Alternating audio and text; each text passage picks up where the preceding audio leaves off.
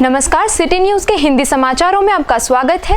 आइए डालते हैं एक नजर कुछ खास खबरों पर।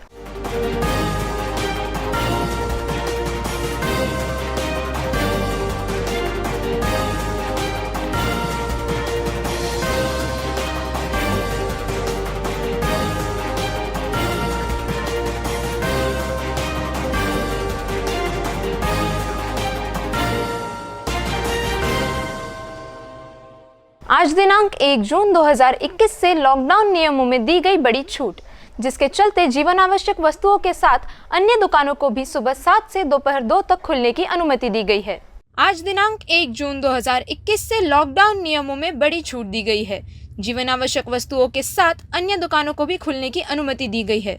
हालांकि कोरोना संक्रमण बढ़ने से रोकने के लिए अत्यावश्यक वस्तुओं के अलावा सभी दुकानें शनिवार और रविवार को बंद रखने का आदेश दिया गया है। इस संदर्भ में आइए डालते हैं एक नजर अमरावती शहर की वर्तमान स्थिति पर। खुल गया 1 तारीख आज की, तो लोगों ने जो रूल बताए हुए, नियम बताए हुए कलेक्टर ऑफिस से के ऊपर अमल करने को ना, ज़्यादा भीड़ भाड़ करने को ना, काम रहा। जैसे मैं आ गया सामान लेने, थोड़ा सामान लेके गर्दी नहीं करेगा।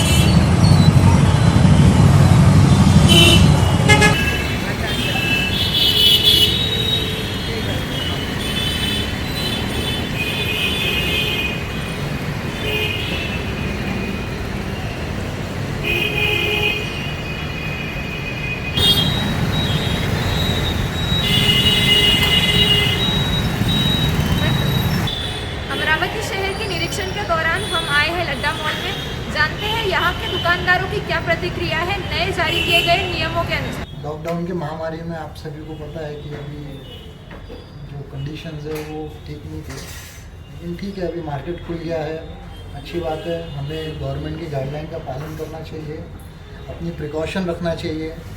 नहीं है कि हम लोग कैसे जीवन यापन करेंगे। जितने मार्केट में दुकान है उससे ज़्यादा कर्मचारी हैं हमारे पास में, तो हमें उनका भी सोचना है कि हम लोग कैसे उनको छोड़ दें। तो हम तो उन्हें हमें उनका भी सोचना है। तो इसीलिए गवर्नमेंट ने जो अनलॉक किया है तो सबके लिए अच्छा ही है। तो देखिए, सेविंग सबकी ख़त्म हो चुकी है पिछले साल से लेकर। तो इस साल ये सबसे ज़्यादा प्रश्न निर्माण हुआ था कि हम लोग कैसे घर चलाएँगे अपना। तो ऑब्वियसली गवर्नमेंट ने राहत दी है, तो ये सारे जो हैं डिफ़िकल्टी ये धीरे धीरे सॉल्व होती जाएगी और व्यापार अपनी पटरी पे आते जाएगा। उनके नियमों में काफ़ी छूट मिली है, जिसके चलते अन्य दुकानों को भी खोलने रखने की अनुमति दी गई है। इस पर आप लोगों को कितनी राहत महसूस होगी? राहत तो अच्छी है, लेकिन मैडम जो 3 महीने जो पिछले गए हैं, वो 3 महीने में जो दिक्कत हमने झेली है उसका क्या है। अभी सरकार को या जैसा जनता ने जो तकलीफ, कोई भी चीज़ की तकलीफ हो, जैसा अनाज नहीं मिला, खाने पीने के वांदे, हर चीज़ के वाले उन्होंने जो मुसीबतें 3 महीने में जो झेली है, आज इसका आनंद इतना है हमें कि आज से हमारी मजदूरी और 2 पैसे मिलेंगे तो हमारे घर का चूल्हा जलेगा। मैडम, राज्य सरकार द्वारा दी गई नियमों पर छूट के चलते अत्यावश्यक वस्तुओं के साथ अन्य दुकानों को भी खुलने की अनुमति दी गई है। इस विषय में हमने JND मॉल के दुकानदारों से पूछताछ की। आइए जानते हैं उनके क्या विचार हैं।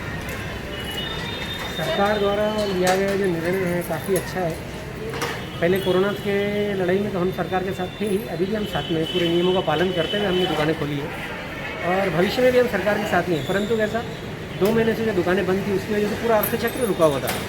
अभी जैसे ही दुकानें खुली है, सर्कल घूमना शुरू हो जाएगा, पैसे का रोलिंग शुरू होता है, हर किसी का क्रय बढ़ता है, टैक्स बढ़ेंगे, ऑटोमेटिक यानी पूरी गाड़ी पटरी पे आ जाएंगी, परंतु उसको कुछ समय लगेगा।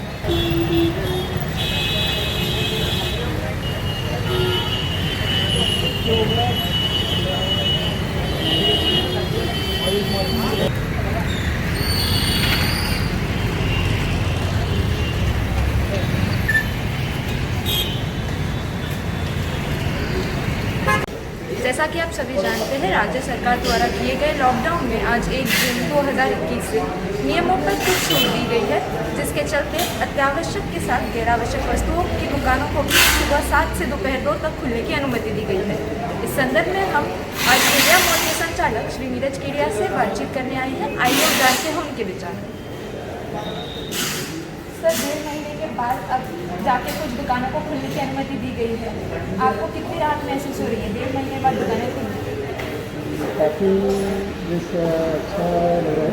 तो 1.5 महीने बाद बिजनेस काफ़ी फिर से शुरुआत हो रही है।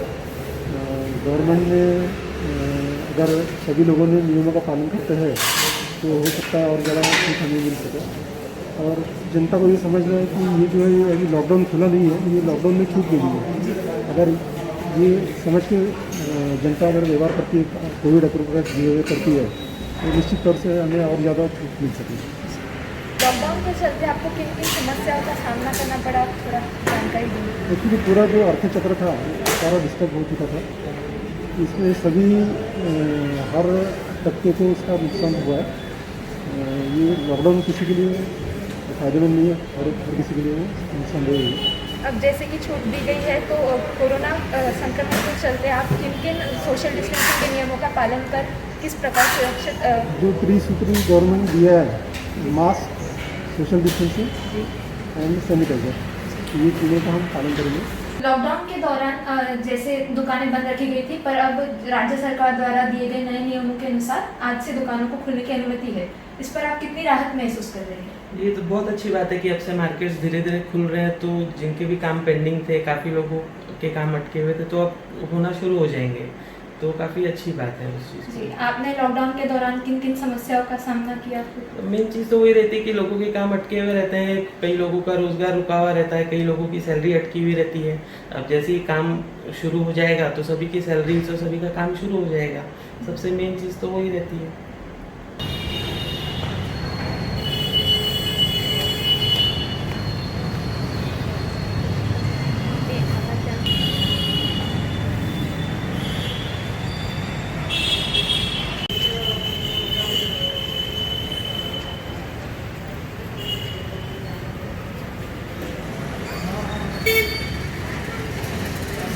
जैसा कि आप जानते हैं, राज्य सरकार द्वारा आज 1 जून 2021 से लॉकडाउन के नियमों में कुछ छूट दी गई है, जिसके चलते अत्यावश्यक वस्तुओं के साथ अन्य दुकानों को भी सुबह 7 से दोपहर 2 तक खुलने की अनुमति दी गई है। हालांकि कोरोना संक्रमण को ध्यान में रखते हुए वीकेंड लॉकडाउन जारी रहेगा। सिटी न्यूज चैनल के प्रबंध संपादक डॉक्टर चंदू सोजतिया, इन्होंने मंगलवार को 8वीं बार प्लाज्मा दान कर मानवता का परिचय दिया है। प्लाज्मा दान यह कोविड मरीजों के लिए संजीवनी का काम करता है। इसी बात को ध्यान में रखते हुए सिटी न्यूज के प्रबंध संपादक डॉक्टर चंदू सोजतिया, इन्होंने 4 महीने में 8वीं बार डॉक्टर पंजाब राव देशमुख हॉस्पिटल के ब्लड बैंक में प्लाज्मा डोनेट कर 16 कोरोना संक्रमित मरीजों के इलाज में मदद की है। इन्होंने कोरोना संक्रमित होने के बाद अपनी एंटीबॉडी चेक कर प्लाज्मा दान करने का संकल्प लिया। बोन मैरो उत्तेजना ने इन्हें अब तक सभी प्रतिक्रियाओं में एंटीबॉडी की उत्तेजना को बनाए रखने में मदद की है। एंटीबॉडी का स्तर सकारात्मक होने पर प्रक्रिया शुरू की जाती है। उनके मामले में यह आज 22.17 था, जो काफ़ी अच्छा समझा जाता है। इस विधि में नलियों द्वारा रक्त खींचा जाता है, प्लाज्मा आपके रक्त से अलग किया जाता है और लाल रक्त कोशिकाओं को प्लाज्मोफेरेसिस नामक प्रक्रिया के माध्यम से आपके शरीर में वापस भेजा जाता है। डॉक्टर सोजतिया ने मानवता की सेवा कार्य में यह अनमोल योगदान देकर संपूर्ण विदर्भ में मानवता की अनोखी मिसाल कायम की है। इस समय गौरीशंकर हेडा, राजेंद्र पारेख, सोनाली अवलीनकर, पंजाब राव रक्तपेढ़ी के डॉक्टर आशीष तायडे, सचिन सरकाकड़े, प्राजक्ता गुल्हाने, दिनेश चरपे, अतुल साबदे, संजय दहीकर, रक्तदान समिति के महेंद्र भुतड़ा, शैलेश चौरसिया उपस्थित थे। मेलघाट के धारनी तहसील के ग्रामीणों में चली तेज हवाओं ने जनजीवन अस्त व्यस्त करके रख दिया है। जहां तूफान को लेकर चारों तरफ खौफ का माहौल दिखाई दे रहा था, उसी तूफान ने मेलघाट में हल्की सी झलक दिखाकर यहां के गरीब परिवारों की छत, बिजली के पोल, पेड़ों को धराशाही कर दिया। सोमवार की रात मेलघाट के धारनी तहसील के ग्रामीणों में चली तेज हवाओं ने जनजीवन अस्त व्यस्त करके रख दिया। जहां तूफान को लेकर चारों तरफ खौफ का माहौल दिखाई दे रहा था, उसी तूफान ने मेलघाट में हल्की सी झलक दिखाकर यहां के गरीब परिवारों की छत, बिजली के पोल, पेड़ों को धराशाही कर दिया। तेज हवाओं के साथ बरसात ने भी तहसील के ग्रामीणों में अपनी दस्तक दी। तेज चलती हवाओं के कारण पूरी रात बिजली बंद रही। ग्रामीणों के घरों को नुकसान द्वार पर लाकर खड़ा कर दिया है। तहसील के अलग अलग ग्रामीणों से नुकसान की खबरें प्राप्त हो रही है। धारनी तहसील के शिरपुर इस गांव में चली तेज चक्रवादळ हवाओं ने यहां के आदिवासी घरों को एक बड़ा नुकसान पहुंचाया है।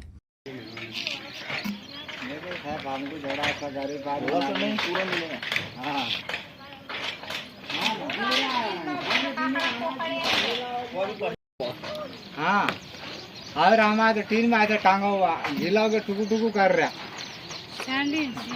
बहुत अच्छा हुआ कि कोई बच्चे को लगा नहीं कुछ। वो पीछे का झाड़ गिर गया है, तुम तो अभी इधर से खींच।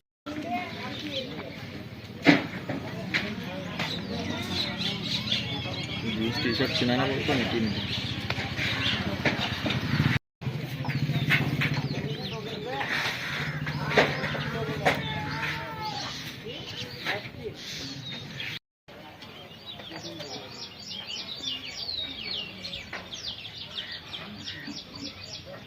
अनेक घरों की टीन पत्रे उड़कर गलियों में चले गए। इस बात की सूचना महसूल विभाग को प्राप्त होते ही महसूल विभाग के तहसीलदार अतुल पटोले, मेलघाट के विधायक राजकुमार पटेल और शिरपुर गांव के उप सरपंच ऋषभ घाड़गे इन्होंने शिरपुर पहुंचकर पूरे गांव का सर्वेक्षण किया और जिन परिवारों का नुकसान हुआ है उन्हें शासन की ओर से मदद देने का आश्वासन भी दिया। कल 9:30-10 बजे जो आंधी तूफान आए, वो आंधी तूफान में कम से कम आधे गांव को क्षति पहुंचा है। एक सबसे बड़ी बात यह है कि जो जीवित हानि हुई नहीं है, यानी इतने होने के बावजूद भी टीन इतने भयानक उड़े जैसे कि पत्ते के जैसे टीन उड़ रहे थे, लेकिन जीवित हानि हुई नहीं है। और अब यहाँ पे तहसीलदार साहब है, मंडल अधिकारी, तलाठी है, उनके पूरे कर्मचारी यहाँ पूरे पंचनामा करना चालू है। और हमारी कोशिश है कि भाई जो भी शासन की तरफ से जो भी मदद मिले वो मदद इनको जितना जल्दी हम दे सके 1-2 दिन के अंदर, वो हमारी कोशिश है। और एक विशेष बात बोले तो ये कि एकदम इतनी ताकत से और भयानक बिल्कुल ऐसे जो तूफान आई है, इस तूफान से जो हमारे गाँव वालों ने, ठीक है अपना जो भी नुकसान हुआ ठीक है, लेकिन कोई जीवित हानि होने नहीं दी, अपने जान बचा ली है। यही हमारे लिए एक गर्व की बात है। और जो भी पंचनामा वगैरह जो भी हो जाएगा तो उसके बाद में उनको शासन की तरफ से जो मदद देना है मिल जाएगा। महसूल विभाग की टीम धारनी तहसील के ग्रामीणों का सर्वे करने में जुट चुकी है। कालच्या वादळी वाऱ्यामुळे शिरपूर गावामध्ये 10 ते 15 घरांचं जास्त मोठ्या प्रमाणात नुकसान झालेलं आहे। काल रात्रीच तलाठी आणि मंडळाधिकारी यांना मोक्यावरती पाठवलं होतं। आत्तासुद्धा महसूलची पूर्ण टीम पंचनामा करण्यासाठी गावामध्ये आलेली आहे। आमदार साहेबांच्या सोबत सर्व नुकसानग्रस्त घरांची आता आम्ही पाहणी केली। ज्या घरांचं पूर्णतः नुकसान झालेलं आहे त्यांना शासन निर्णयानुसार सानुग्रह अनुदान जे आहे ते 2 दिवसांमध्ये आम्ही तातडीनं देणार आहोत आणि त्यानंतर त्यांच्या नुकसानाच्या प्रमाणामध्ये त्याच्या पंचनाम्यानुसार व्हॅल्युएशन काढून आपण त्यांना तातडीनं मदत देण्याचा प्रयत्न करणार। मेलघाट में मंगलवार को अनलॉक के कारण नागरिकों के चेहरे पर खुशी दिखाई दे रही है। ग्रामीण से धारनी आने वाले नागरिकों की एंटीजन टेस्ट कर उन्हें शहर में प्रवेश दिया जा रहा है। 1 जून से ही पूरे जिले में अनलॉक घोषित होने के बाद नागरिकों के चेहरे पर खुशी का माहौल देखा गया है। मेलघाट, जहां पर काफी समय से लॉकडाउन की स्थिति निर्माण होने से ग्रामीण धारनी शहर किसी भी वस्तु की खरीदी के लिए नहीं पहुंच पा रहे थे, लेकिन अनलॉक घोषित होते ही आज सोशल डिस्टेंसिंग के नियमों का पालन करते हुए ग्रामीणों से नागरिक धारनी शहर पहुंच रहे हैं।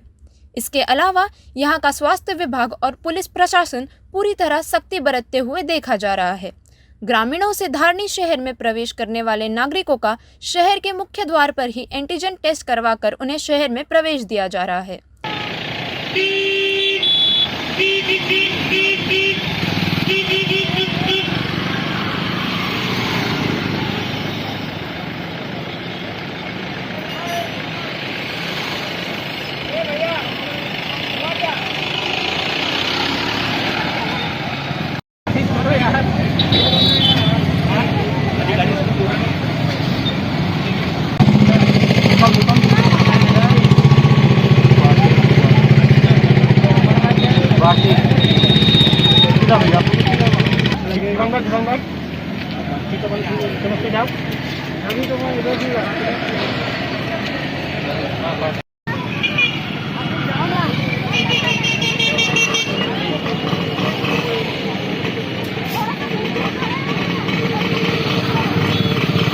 आज सभी दुकानें खुलने के बाद नागरिकों ने राहत की सांस ली और अपनी ज़रूरतों के सामान की खरीदी की है। मेलघाट आदिवासी बहुल क्षेत्र माना जाता है, जिसकी राजधानी धारनी शहर है। शहर में लॉकडाउन घोषित होने के बाद से ही सभी प्रकार की दुकानों पर ताला लग चुका था, लेकिन 1 जून की सुबह से ही सभी दुकानों को खोलने का आदेश जिला प्रशासन की ओर से दिया गया है और आज अनलॉक घोषित होते ही नागरिकों के चेहरे पर खुशी का माहौल देखा जा रहा है। राणापिसा तालाब को किसानों की खेतियों के लिए सिंचाई तालाब में परिवर्तन किए जाने की मांग क्षेत्र के किसानों द्वारा की जा रही है। मेलघाट में किसानों की सिंचाई के लिए अलग अलग क्षेत्रों में तालाब का निर्माण किया गया। इसी श्रृंखला में धारनी तहसील अंतर्गत आने वाला राणापिसा, यहाँ पर लघु पाट बंधारे विभाग द्वारा एक विशाल तालाब का निर्माण किया गया था, जिसका निर्माण करीब 10 वर्षों पहले किए जाने की जानकारी राणापिसा यहाँ के किसानों ने दी है। यह तालाब बरस के 12 महीने पानी से भरपूर दिखाई देता है, लेकिन इस तालाब का पानी किसानों की सिंचाई के लिए किसी भी काम नहीं आ रहा। केवल ओवरफ्लो के माध्यम से जो पानी तालाब के बाहर की ओर जाता है, उस पानी का कुछ किसानों को फायदा हुआ है। इस तालाब को मछली पालन के लिए ही निर्माण किया जा रहा है, ऐसा आरोप कुछ किसानों ने लगाया है। यह भी जानकारी प्राप्त हो रही है कि लघु पाट बंधारे विभाग ने इस तालाब को लोकल सेक्टर विभाग को कुछ महीने पहले ही हस्तांतरित कर दिया है। यहाँ के किसानों ने तालाब से कैनल द्वारा सिंचाई के लिए पानी उपलब्ध करवाए जाने की मांग की है।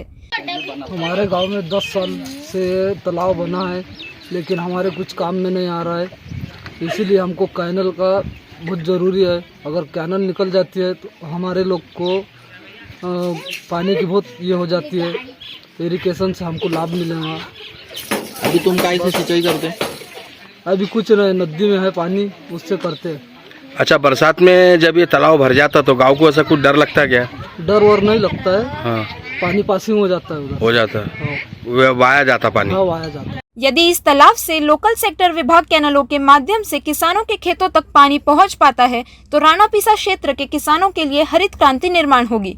इस तालाब में भरपूर पानी उपलब्ध होने से इसे सिंचाई तालाब का रूप दिया जाए, इस तरह की मांग किसानों द्वारा की जा रही है।